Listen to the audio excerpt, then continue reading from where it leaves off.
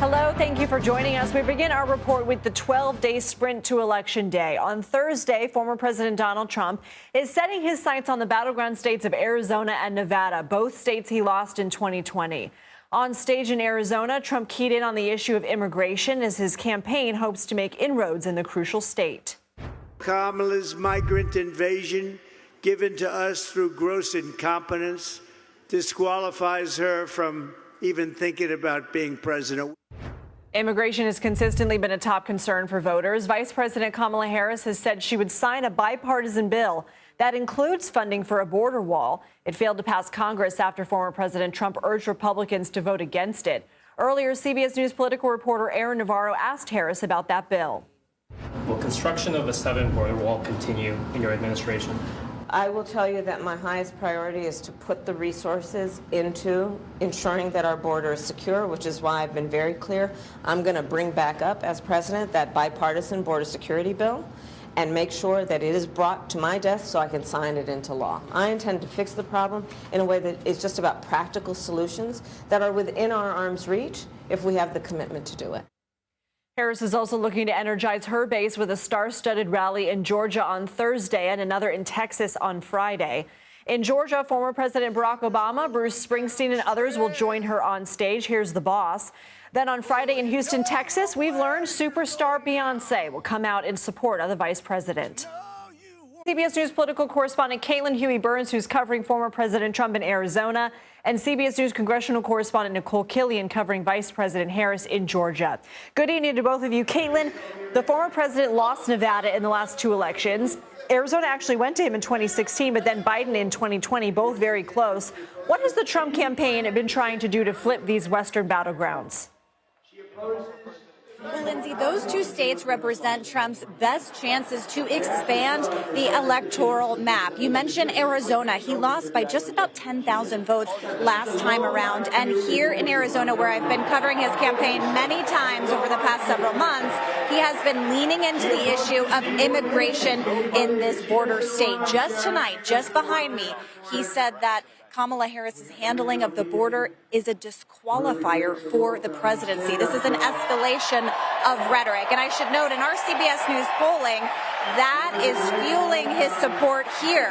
A majority of voters in Arizona say that they support his plans for mass deportation. Move over to Nevada, a state that he lost both times in 2016 and 2020. Republicans haven't won it since 2004, but they do see some fertile ground in Nevada, particularly because the economy is still suffering since the pandemic, and they're also seeing support grow among Latino voters. So the pitch from the Trump campaign there is specifically tied to the economy. No tax on tips, for example, in an economy really fueled by the hospitality industry, also trying to cater to voters who work in that industry and also who, may be inclined to this economic message. So he's traveling there to Las Vegas tonight, right after he gets off stage here in Arizona. Senate Minority Leader Mitch McConnell is quoted in his upcoming biography that the MAGA movement is, quote, completely wrong. He says Reagan would not recognize the modern GOP. Is the campaign phased at all when Republicans criticize the nominee? Not at all, Lindsay. In fact, they take these kinds of criticisms from what they call the Republican establishment as a badge of honor. When you look back to the Republican Party convention this year, that was really kind of the final coalescing, the bringing home of Republicans to Donald Trump. After 8 years of trying to convince the party to come around to him, they essentially finally have. We've seen Republicans coming home in our polling. And these comments from Mitch McConnell kind of only fuel the Republican Party base in terms of endearing them to Donald Trump. So they're not really taking those criticisms. And they're also, Lindsay, dismissing criticisms from Trump's former advisors, people who served in his cabinet, people like John Kelly, of course, who issued that statement earlier this week. They are not taking any of that to heart. In fact, they use that to kind of fight back against their own party's establishment, or what they see as such. Killion Huey-Burns, thank you so much. We're going to let you go. Nikole, Harris bringing out the star power Thursday in Georgia and with Beyonce in Texas Friday. What do these celebrity endorsements do for the campaign?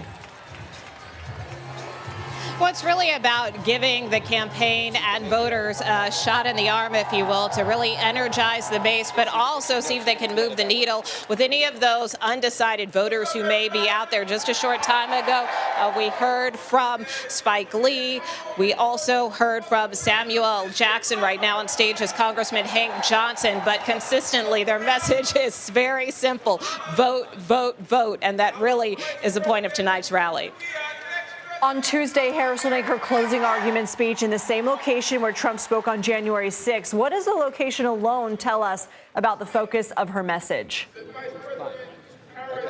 Well, I think it tells you that this is part of her closing argument, and we have heard the vice president make the case repeatedly against former President Donald Trump that she believes that he is unhinged and unstable and does not deserve a second term. And so part of litigating that argument is going to the site of that Ellipse rally where the former president's comments ultimately ended, with many of those supporters heading to the Capitol, where, of course, we saw what unfolded on January 6th. So I think it's just to provide a stark reminder to voters out there that she believes that the former president is a threat to democracy and one who shouldn't be elected, which is why she will make the case that she should deserve another 4 years in office. Nikole, Killion, thank you.